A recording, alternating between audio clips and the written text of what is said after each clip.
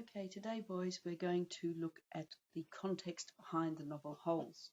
We're going to have several lessons on context because it is important to put the story into a context if you're going to study a novel.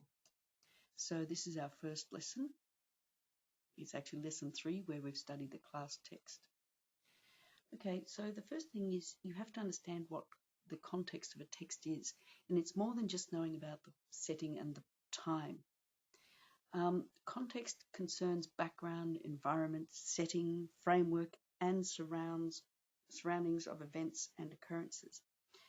Context means circumstances that form a background to an event, an idea, or a statement in such a way that helps you, the reader, understand the narrative or the literary piece that you're reading. Without a clear understanding of the context of a text, you cannot fully comprehend or understand the views and values of the author, nor really understand the overall meaning of the text. So it is really important to get it clear. Now you can see there on my slides that context can include social ideas, social values that reflect cultures, people, and the relationships between them, and the values, attitudes, and beliefs. So the first thing I want us to do is look at the author Louis Sachar. So I want you to think about what you understand before we start anything else. So before we begin, I want you to explain your thoughts on the novel. There are 2 tasks on this slide. Each piece here should take 5 or at a maximum 10 minutes. I want your opinion. Now it's your opinion based on some knowledge. It's based on your reading and understanding of the novel. And so, as you know, there are 3 storylines. There's the modern day story of Stanley and the crime and punishment theme, guilt and innocence probably as well. And then there's 2 from the 19th century, the 1880s story of Miss Catherine or Kate Barlow, whose life changed after her traumatic event, and Elia Yelnats and his immigration, which was a little bit earlier from the US to the US from Latvia, and the curse that followed him and seemingly passed down through the years to present day and Stanley's family. After you write your opinions, I want you to get to know the author a bit better. So you're going to have a look at, read, or listen to some interviews with Louis Sachar. Now, he's done many over the years. He's very famous in America, especially, and there are lots of options you can use. I've put in 3 there, and I've got I'm uploading one story to Sector as well. I've also put a few quotes that he's famous for making. It took me 1.5 years to write Holes, and nobody knew anything about it, not even my wife or daughter. He was very secretive about this novel, though he'd written novels before.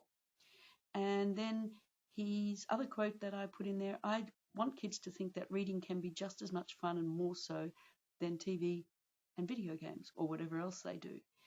How successful is it? That it's not for me to say, it's up to you. So your task number 3 on today is, and I'm sorry, but I created this task before the creative writing task was developed. So you're going to write a letter and or a postcard. Now, because of the creative writing, you've already had practice at writing a letter and the format of a letter, so it's good in one way is that now I just want you to focus on the content of the letter. So after you learn about Louis Sachar, I want you to write him a letter and need to have the heading, the salutation, the body, the closing, and a signature. Don't forget that.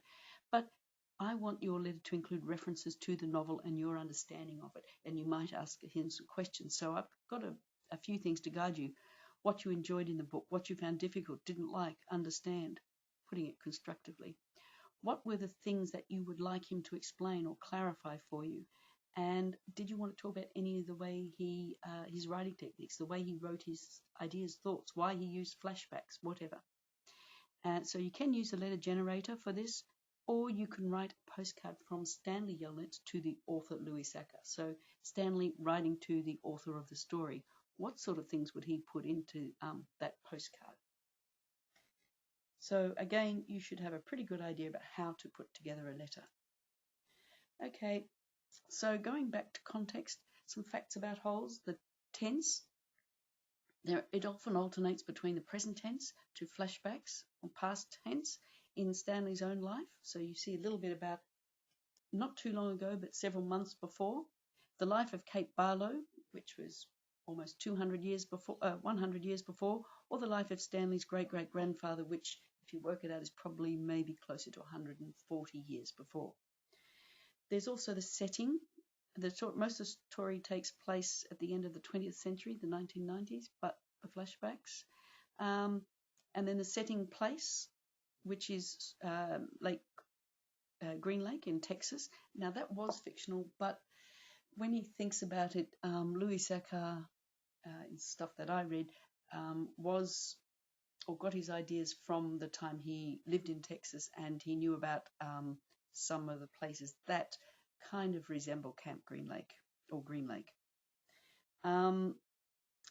And the fact that the same place is described in the past and present day, and there are, of course, quite a lot of changes.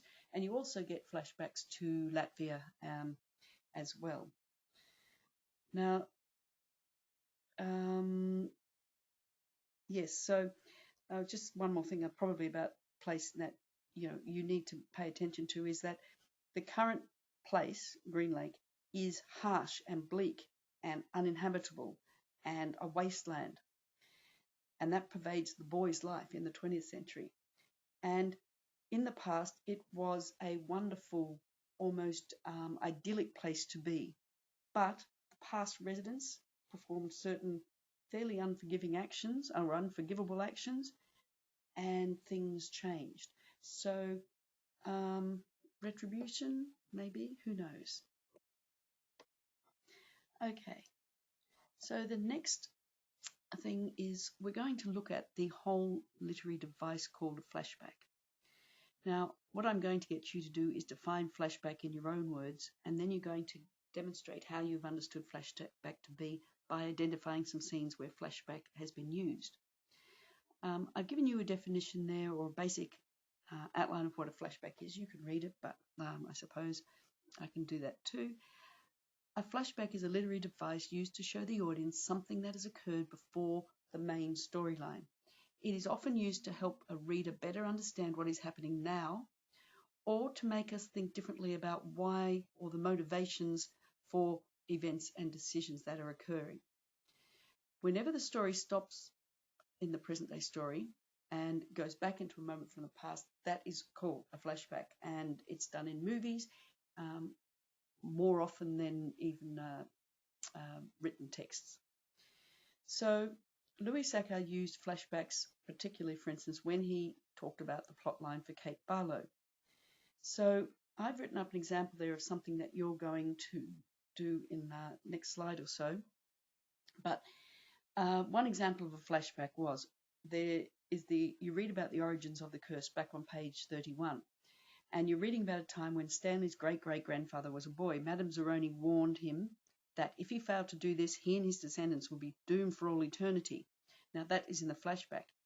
And it's important because its connection to the present is that Stanley's whole family seems to believe that there is a curse on them. They seem to accept fate. If something bad happens, oh, well, it's the curse. We can't do anything about it.